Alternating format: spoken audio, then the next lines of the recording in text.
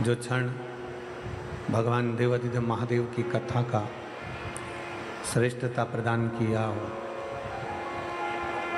ऐसे पवित्र क्षण को आप अपने भीतर उतारने का प्रयास करिए।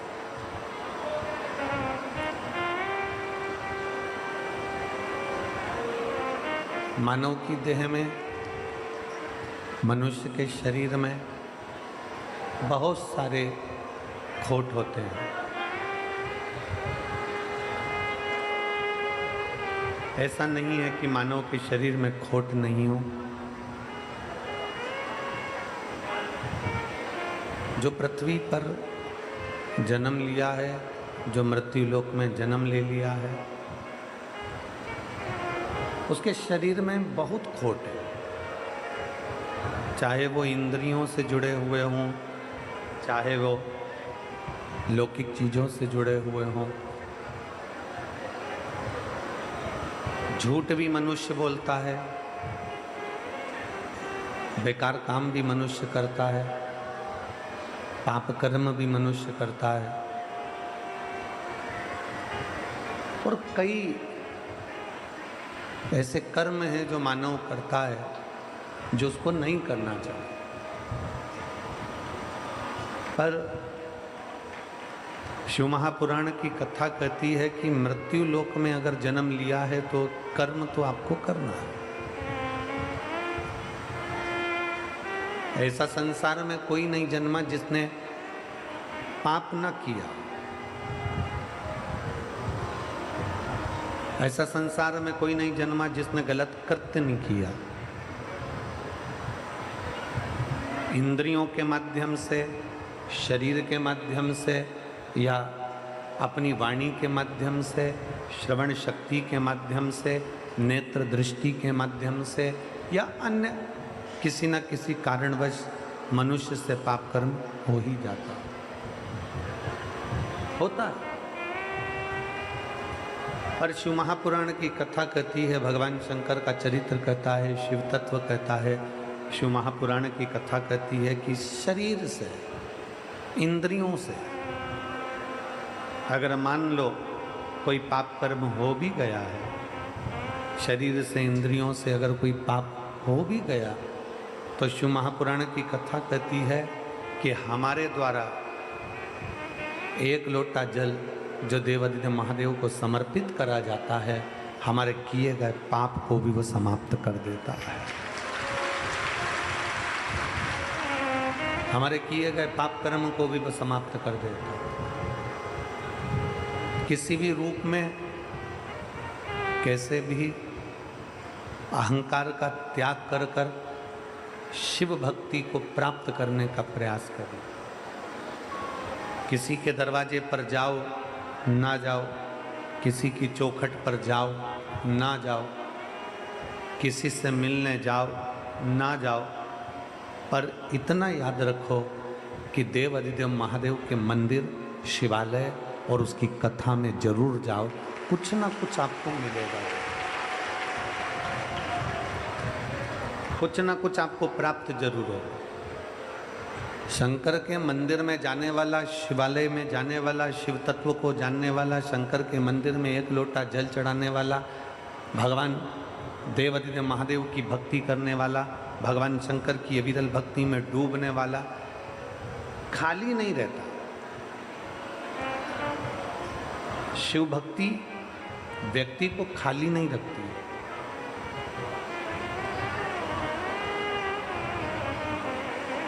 ये उदाहरण है माता पार्वती जी का चरित्र।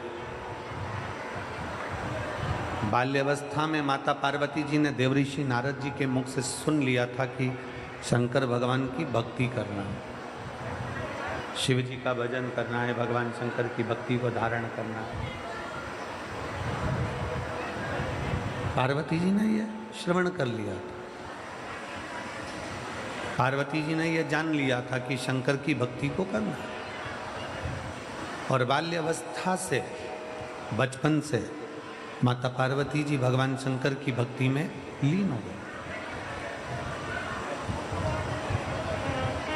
जितने यहाँ कथा में बैठे हुए हैं, पंडाल में बैठे हुए हैं, पंडाल के बाहर बैठे हुए हैं, या टीवी पर आस्था चैनल के माध्यम से, फेसबुक यूट्यूब के माध्यम से कथा सुन रहे हैं, ध्यान लगाकर कथा को सुनिएगा। रात भर से आप लोग चल कर आए हो, पूरी रात कीर्तन करा है, जागे हो, बाबा की कथा अपने दिल में बिठाकर बाबा से प्रार्थना कर कर 2.5 घंटे की जो कथा है उसको अपनी चित्त वृत्ति में बिठाओ और अपने मन की बात बाबा से कहकर फिर जाओ, जिससे बाबा तुमको वापस बुलाए जल्दी से। पार्वती जी की कथा कहती है कि पार्वती जी ने बाल्यावस्था में, बचपन में ये विचार कर लिया, पार्वती जी ने बचपन में ये जान लिया कि भगवान शंकर को 1 लोटा जल चढ़ाना। आप ये ना सोचें कि केवल आप शंकर भगवान को जल चढ़ा रहे हैं। आप ये ना विचार करें कि केवल आप भगवान शिव की भक्ति कर रहे हैं। आप ये विचार ना करें कि केवल आप शंकर को प्राप्त करना चाहते हैं, ना।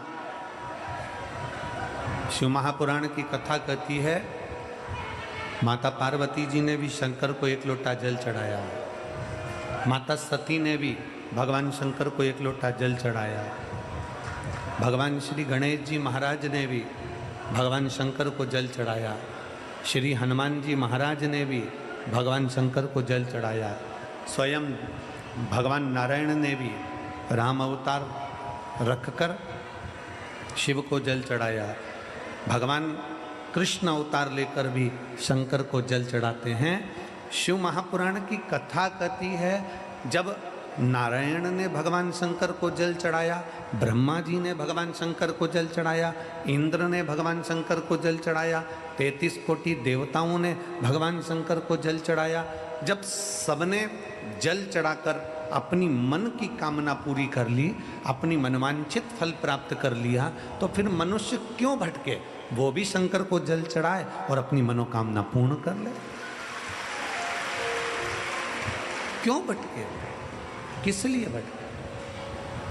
और मैंने तेरे ही भरोसे बाबा, तेरे ही भरोसे हवा बिच उड़ती जावांगी, बाबा डोर हटो छड़ना मैं कटी जावांगी, भोले मैं तेरी पतंग, शंभो मैं तेरी पतंग, हवा बिच उड़ती जावांगी, बाबा डोर हटो छड़ना मैं कटी जावांगी, बाबा मैं तेरी पतंग, शंभो मैं तेरी पतंग। शिव महापुराण की कथा कहती है माता पार्वती जी शंकर जी की आराधना कर रही है,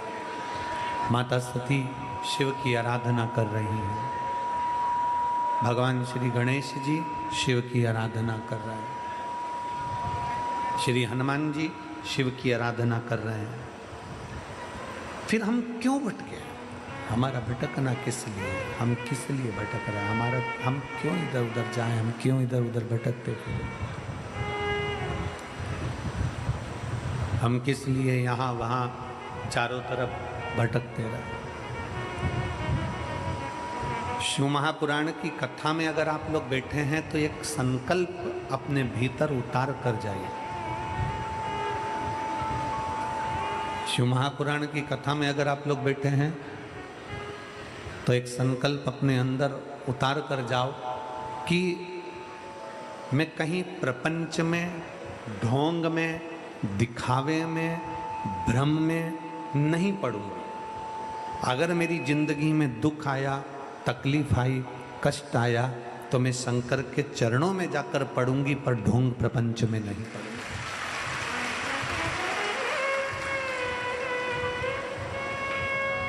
मैं शिव के द्वार जाऊं ना, मैं भगवान शंकर की चौखट पर जाऊं, मैं भगवान शंकर के दरवाजे पर जाऊं।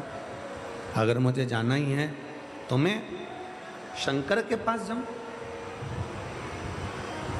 लंका के राजा रावण को भी जीतने के लिए मेरे भगवान नारायण राम का रूप रख कर जाते हैं, तो राम जी को भी समझ में आता है, भगवान राम जी की भी चित्त वृत्ति में रहता है। राम जी ने भी विचार कर लिया कि शंकर की आराधना के बिना रावण को भी नहीं जीत सकते।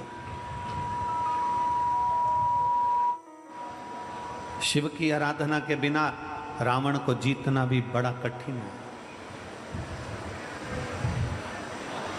इसलिए भगवान शंकर की आराधना लंका जाते समय भी राम जी करते हैं और वहां से आते समय भी राम जी करते हैं। जाते समय भी शिव की आराधना हो रही है, आते समय भी शिव की आराधना हो रही है। श्री शिवाय नमस्तुभ्यम में भगवान शंकर और पार्वती जी को प्रणाम करता हूँ, नमन करता हूँ। श्री शिवाय नमस्तुभ्यम का मतलब है कि मैं बाबा शंकर और पार्वती को नमन कर रहा हूँ।